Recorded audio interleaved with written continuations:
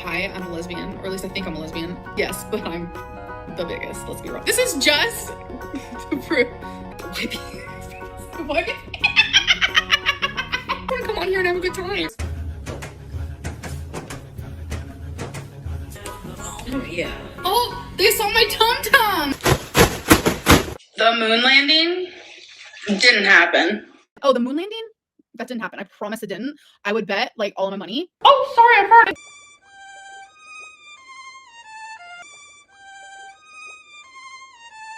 Would you get out of here?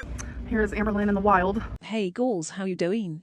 Amberlynn is really milking this CT scan thing, so let's hope it is the end with these videos. Hello you guys, welcome to a new vlog. So we are starting off with my CT scan results, and I kind of want to go through how I found out. I woke up today with no call from my doctor, and I do have like this portal thing going through the imaging center that I went to get the CT scan. They said that the results might be on there even before my doctor calls me, so I was like, okay, like I woke up and I immediately was like, let me check that. She checked the results and she is going to do a report by herself because she knows as much as doctors. Well, I saw the results and I got to see the results of like each one of my organs. It showed that I have a hernia, which I've known that. And then something else I knew that I had is I have a benign tumor on my adrenal gland. But the big thing that I was looking for was, what does it say about my bladder? Because I was very scared that my cancer did come back, and I was scared that it came in the form of bladder cancer. But there's nothing on my bladder, there's nothing in my bladder. The results said I have a remarkable, as I call it, remarkable bladder. That's just like the technical term they use. So I literally was worrying for nothing.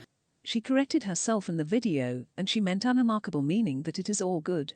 We are all happy that you don't have anything, but she really did milk this CT scan for weeks. So then I kept going through and I was like, okay, well, it has to be something. Well, so it turns out that I have a 6mm kidney stone in my kidney. It's non-obstructable. Gore, what? Why is she saying it like that?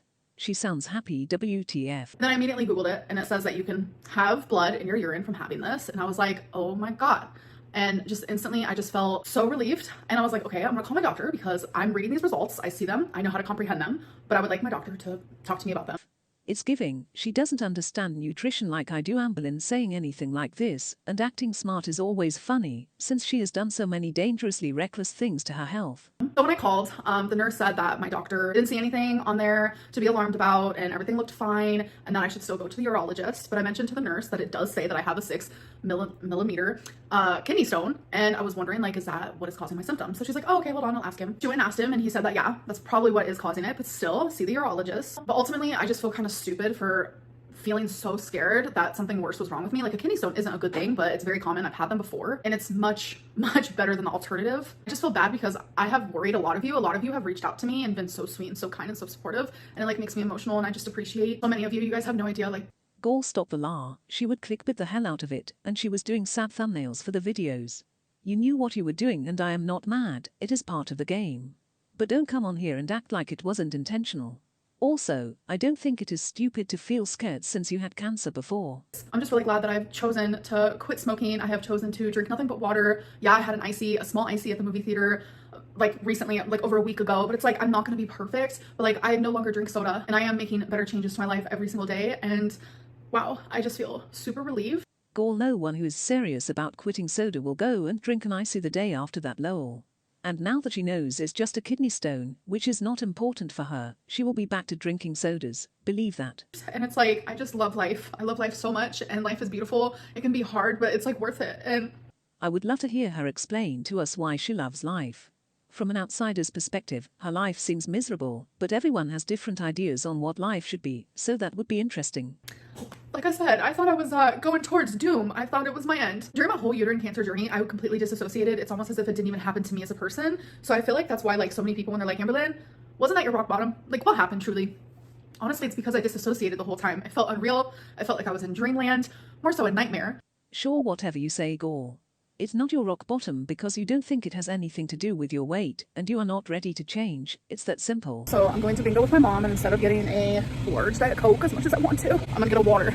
There's tons of water options. I'm like, which one do I want? I'm currently outside with Twinkie, but I just want to let you know that I won at bingo 3 times. I literally have no idea how it happened, but it did. Sometimes I get lucky and I'll win multiple times a night, but then I won't win for months. It doesn't make sense. Girl, you should have filmed that. I want to hear her scream bingo lol. So I want to give just a little bit of an update on semaglutide and how I'm doing on it. So tomorrow is actually going to be my 3rd shot, and so far it's doing the job. But I also, like I've said, I've been sober, so I no longer have those like munchies bothering me every single day and night. But I've noticed since being sober and also taking semaglutide, they're so good. But I'm able to enjoy a few and then move on with my day. Food is not like consuming my mind anymore. Like I no longer have like food noise. No, things aren't perfect. I would say Wednesday I was the hungriest. I don't really know what that was about. It wasn't like physical hunger. It was a lot of like head hunger. So the food noise does disappear. Sometimes it sneaks its little head in there, but thankfully like I get fuller faster now. Now call me crazy, but I have a little hope this time. The reason is that being on these injections are trendy now and she loves doing trends, so we will see if she follows through. Although, she is using words like food noise which she hasn't before, and that is straight from TikTok lol, so we will see if she is bullshitting or being for real. If you're not hungry, then why are you eating, girl? I can't. When you're on semaglutide, sometimes you literally are not hungry. You have to like force yourself to eat. And I was told by the person who prescribes me semaglutide that I need to eat. I need to get in my protein. I need to get in my veggies. I know that I am over 400 pounds, but there are nutrients that I do need in my body. But lol, you gotta love her goals. She is 480 pounds, and she says over 400 pounds. Right now we're at some nail place where they actually do eyelashes as well, and my mom is gonna get her eyelashes done. I personally am not. I've never gotten them done. They probably look pretty cool, I'm not gonna lie, but like my face is so sensitive and like people break out sometimes when they get their eyelashes done, so I don't want to be that girly pop, but my mom has gotten hers done here multiple times and it usually goes really smooth for her. So this is her before. Beautiful, beautiful. All right, my mom said that she's embarrassed. Why are you embarrassed? Why? Stage fright. It looks so good. You like it? Yes, they actually look really good. This is the best they've ever looked. Yeah. You think so? I don't know. Someone I had a meeting with today told me to pamper myself, so I did. Yeah, they look great. Thanks, Emily.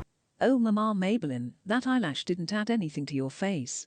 I remember a girl's long ass spider eyelashes moments lol. Also, I'm sure you guys were expecting a weigh-in because I said I'm gonna do Saturday weigh-ins, and today is Saturday, since Saturday are my injection days. But I weighed myself on day 10, which you guys saw that. I was 486.8, I'm pretty sure. And then I weighed myself the next day and I gained 2 pounds. I was like, your girl is so beyond confused. So then obviously I weighed myself the day after that and I lost the 2 pounds. And it was in that moment where I realized the scale holds so much power over me. And actually I've always known that, but it was in that moment that I realized, processed, and then was like, I need to make a better choice for myself. And that is to like not weigh myself as much, especially during week 2. Oh girl, gaining weight week 2 doesn't sound good. But we have been telling you to not weigh in that much. Do it once a week or once every 2 weeks.